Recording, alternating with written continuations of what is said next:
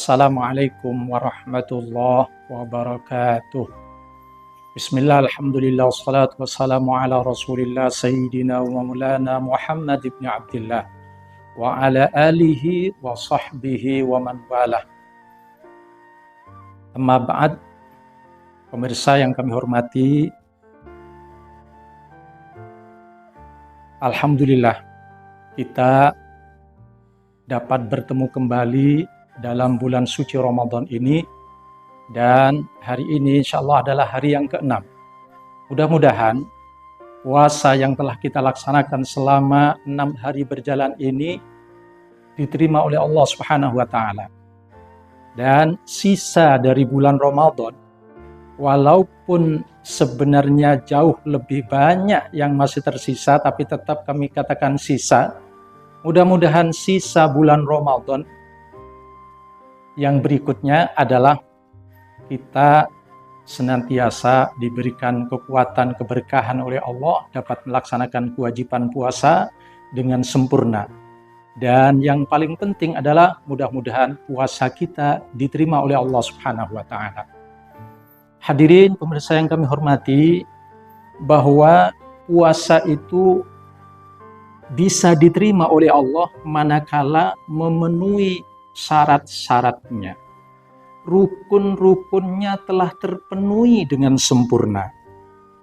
Maka puasa itu tentu secara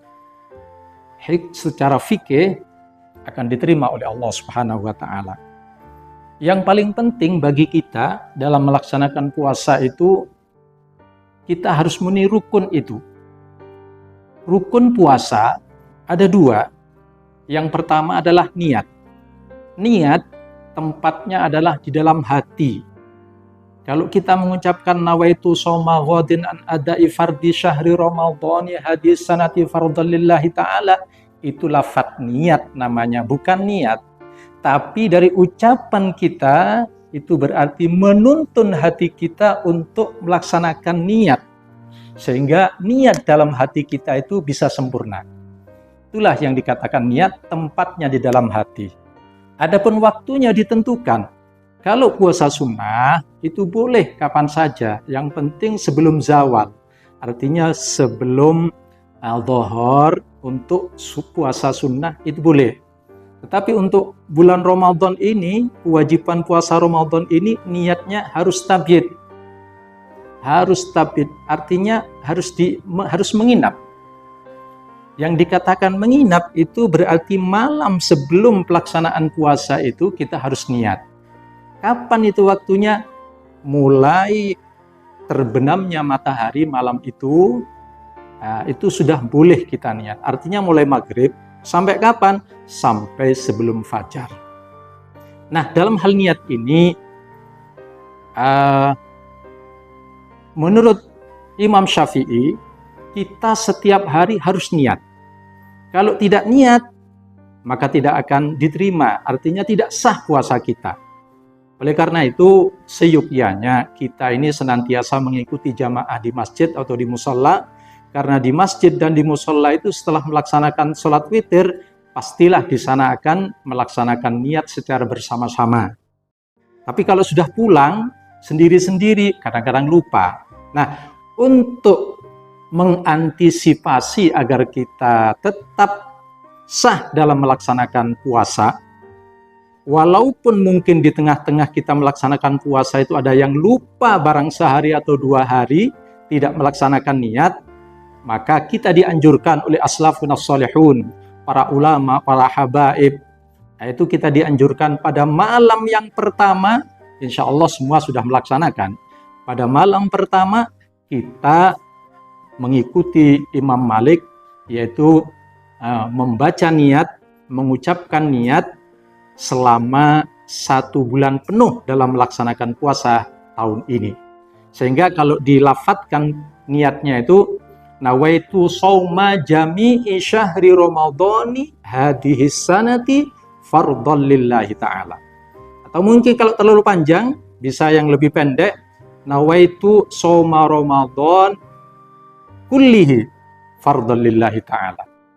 Nah, boleh seperti itu. Nah, ketika kita sudah niat pada malam pertama itu, berarti andaikan nanti di tengah-tengah kita puasa, lupa, itu sudah mewakili niat itu. Itu yang pertama. Yang kedua, tentang batalnya puasa. Batalnya puasa ini, kalau kita merujuk pada kitab Fathul Qorib misalnya, itu ada 9 hal yang dapat merusak puasa kita, atau membatalkan puasa kita, atau menjadikan puasa kita rusak, tidak sah. Satu di antaranya adalah makan dan minum. Makan, tentu yang dimaksudkan di sini adalah dengan sengaja.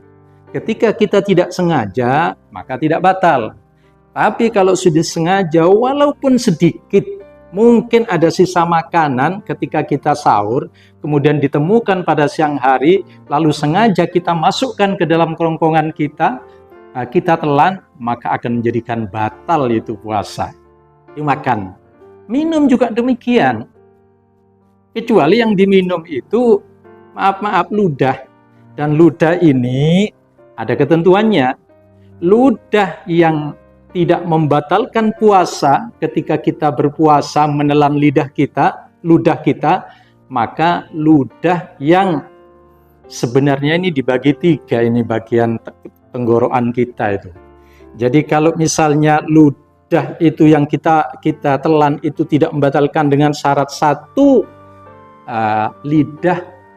ludah yang murni, artinya yang masih asli, tidak kecampuran apapun. Nih, yang kedua, ludah kita sendiri, tidak kecampuran dengan ludahnya orang lain. Dan yang ketiga, ada di mulut kita. Ini syaratnya 3 ini. Jadi kalau keluar dari 3 syarat ini, tentunya batal. Misalnya maaf ketika berpuasa. Kemudian kita mohon maaf, misalnya ada pengantin baru kok cup-cupan. Maaf. Cucupan. Kemudian ludahnya istri dengan kita mungkin bercampur jadi satu. Kalau nanti sampai ketelan, itu bisa membatalkan puasa. Nah, itu yang harus kita maklumi seperti itu. Tapi kalau satu asli, murni, kemudian ludah kita sendiri dan ada di dalam mulut kita, itu tidak membatalkan puasa. Nah, pemirsa yang saya hormati, itu satu dari hal yang membatalkan puasa. Kemudian dari mulut ini sampai di mana batasan dan batasan kita bisa kalau menelan atau tertelan itu membatalkan atau tidaknya, tentu itu ada aturan-aturan sendiri. Karena yang kedua yang membatalkan puasa itu adalah mawasola amdan ilal jauf, memasukkan sesuatu ke dalam lubang anggota tubuh. Lubang anggota tubuh itu ada yang tembus ke otak, ada yang tembus ke perut. Nah, lubang-lubang itu ketika kita masuki, maka kalau sengaja itu akan membatalkan puasa. Tetapi tentu dengan ketentuan-ketentuan yang tidak mungkin akan diterangkan pada saat yang sangat singkat ini. Mungkin dalam kesempatan yang lain kita bisa bicarakan yang lebih detail tentang batalnya puasa dengan cara memasukkan sesuatu ke dalam lubang anggota tubuh kita. Nah, barangkali itu yang dapat kami sampaikan, mudah-mudahan bermanfaat. Wallahu a'lam bishawab. Assalamualaikum warahmatullahi wabarakatuh.